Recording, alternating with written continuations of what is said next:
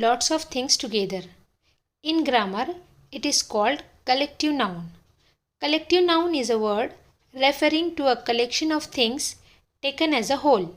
It appears singular in formal shape but denotes a group of persons or objects. A flight of birds. A flock of geese. A flock of sheep. A pack of dogs. A swarm of bees. A colony of ants. A herd of cattle. A group of children. A team of players. A bundle of clothes. A bundle of sticks. A bunch of flowers. A bunch of keys. A list of persons. A crowd of people. A class of students. A batch of bread.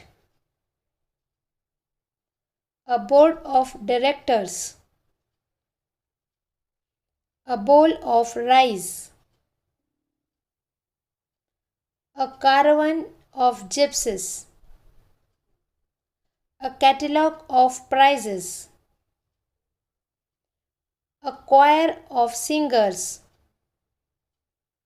A gang of prisoners. A group of dancers. A hand of bananas. A hive of bees. A library of books. A pack of wolves. A party of friends. An outfit of clothes. A range of mountains. A string of horses. A basket of fruits. A bunch of crocs.